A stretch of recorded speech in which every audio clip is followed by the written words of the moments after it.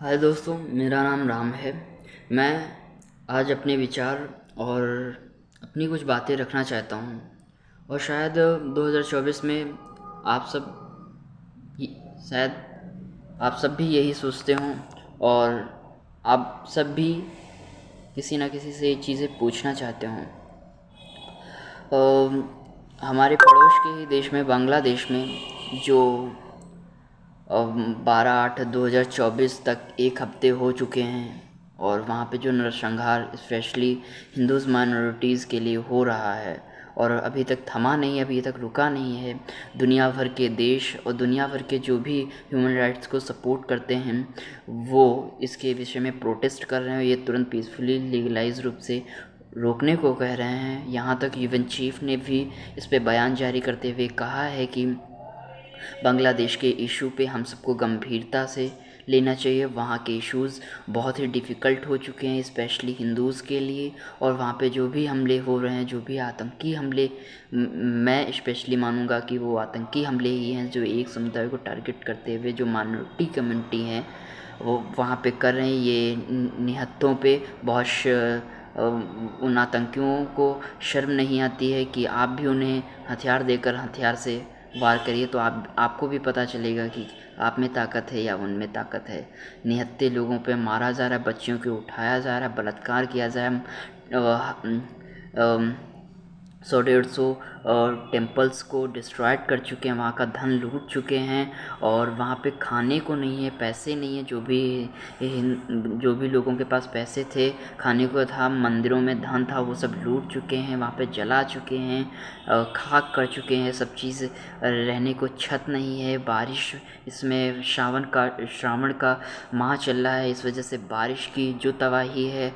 सो इन सब विषयों पे हम सब के मन में ये चीज़ें हैं कि हमारे भारत के इतने करीब होते हुए और वहाँ पे जो भी माइनॉरिटीज़ कम्युनिटी रह चुकी हैं और इतना हम स्ट्रॉन्ग होते हुए फिर भी स्ट्रॉन्ग स्टैंड इसके विषय में नहीं लिए हैं। और आज एक हफ्ते से ज़्यादा हो चुके हैं जो हमारे सरकार के लिए और वहाँ पे जो आतंकी हमले हो रहे हैं उनके लिए बहुत देर हो चुकी है। हम स्टैंड अगर ले भी रहे हैं और लेंगे भी अगर, तो बहुत देर हो चुकी है। वहाँ पे बहुत सारे क्या, अब 1000-1500 हिंदूज़ को स्पेशली मार चुके हैं। वहाँ पे बच्चियों का बलात्कार हो चुका है।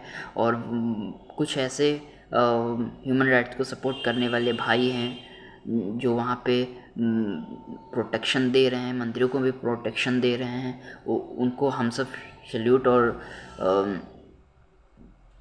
सलाम करना चाहेंगे। परंतु बहुत सारे 90% ऐसे लोग हैं जो वहाँ पे भगाना चाहते हैं, मारना चाहते हैं, काटना चाहते हैं। और ये सब किसी चीज़ के लिए अच्छा नहीं है। जो राफ़ा और गाज़ा में हो रहा है वो भी अच्छी बात नहीं है, परंतु जो ढाका में हो रहा है वो भी बहुत बुरी बात है।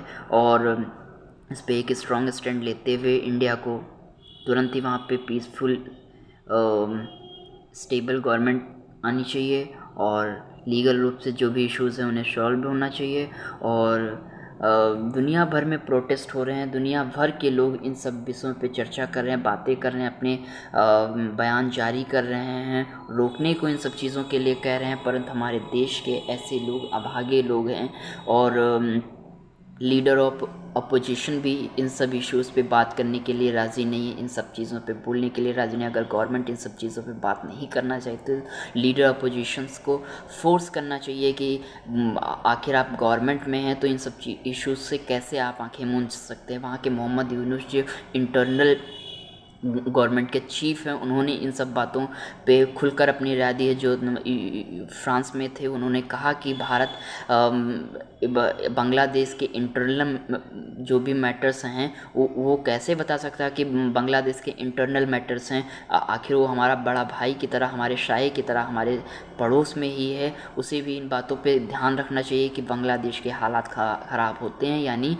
भारत में भी आपत्तियां बरसेंगी।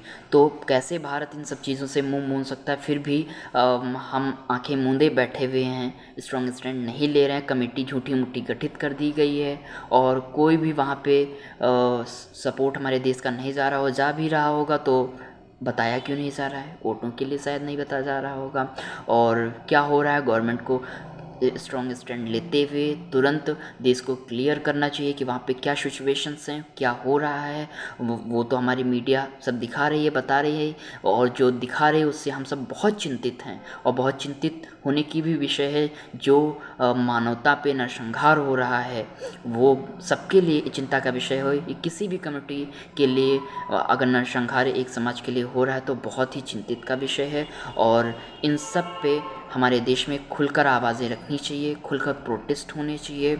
और जो भी बुद्धिजीवी, ज्ञानी, विज्ञानी राफा गाज़ा के लिए आई दिखाते थे, आई हैशटैग चलाते थे, आज उनकी आंखें, मुंह, नाक, कान क्यों बंद हो चुके हैं, ये भी बहुत बड़े सवाल हैं जो हमारे देश के हर युवा, हर व्यक्ति, हर वर्ग जो चाहता है, जानना चाहता है कि क्यों आँख, नाक, कान, मुंह सब बंद हो चुके हैं, क्यों नहीं हैशटैग चलाया जाता, क्यों नहीं प्रोटेस्ट होते हैं, क्यों गवर्नमेंट को फोर्स किया जाता है स्ट्रॉन्ग स्टैंड लीजिए, क्योंकि आप जस्ट बगल में ही हैं।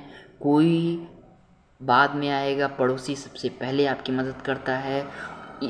इस भावना से सबसे पहले वो वहाँ पे बॉर्डर को सिक्योर करना चाहिए, बॉर्डर को तुरंत सील कर देनी चाहिए कि वहाँ के जो भी लोग हैं यहाँ ना आ पाएँ, क्योंकि ऐसे तो हर जगह के जो भी भागेगा भारत में आ जाएगा। भारत की पॉपुलेशन हाईली वाकई में है, ये चिंता का विषय है, इस पे भी हम सबको चर्चा करनी चाहिए, इस पे भी विषय रखने चाहिए।